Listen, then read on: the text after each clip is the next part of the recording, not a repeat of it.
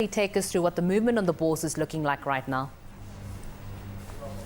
Well, thank you for having me today, Finley. Today, we noticed a marginal decrease in the all share index.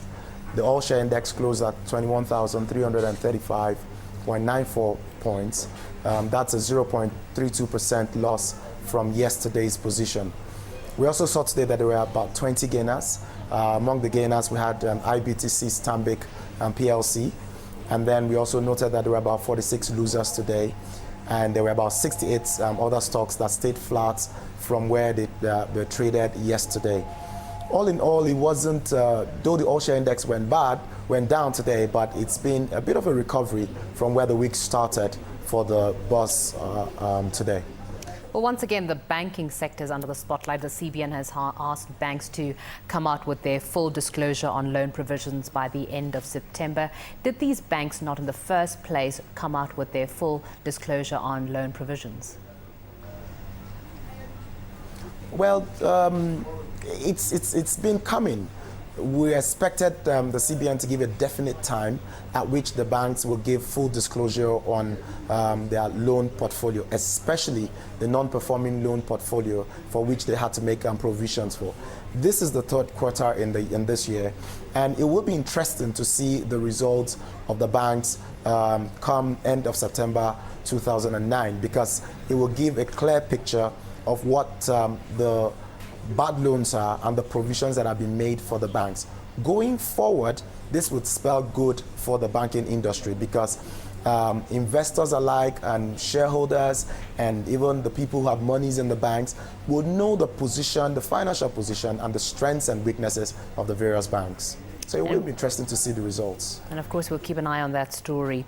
Moving to another stock, BUA Group has acquired Sokoto Cement as well as Okpela Cement factories. First of all, take us through how significant is this acquisition? Well, it's if you look at it in the light of the fact that for the BUA Group, they've made inroads into cement importation. They are one of the companies that were licensed by the federal government to import cement and rebag in Nigeria, and they've been at this in the last 2 years. It is very significant for the company that right now they've acquired manufacturing stakes in Cement Company of Northern Nigeria and the Okpela Cement Factory also in the southern part of Nigeria. What this gives them is a combined capacity of about 800 million metric tons of cement per annum. For the company is a significant milestone. But with the global downturn, a lot of the cement factories have been unable to meet their deadlines or their targets, delaying most of the companies by between 3 to 4 months. Do you think BUA Group will now eventually be able to meet the targets?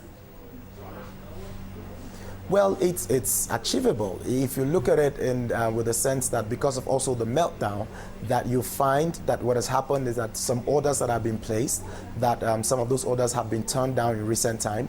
It's expected that they can ride on this, especially if they have the financing. It's been rumored that this deal was somewhere in the region of about $100 million. Now, if they were able to fund that, then we believe they are also able to fund the expansion that they're looking at. They're looking at investing at about $300 million in the Okpela factory. And we think that in acquiring the lines that are necessary, they can do it in a shorter time because the orders that the manufacturing companies abroad have right now have reduced significantly. So we think that for them, all things seem to be working together for their good. And hopefully, it will be an added impetus in the cement manufacturing industry, and the price of cement will come down significantly in Nigeria for builders.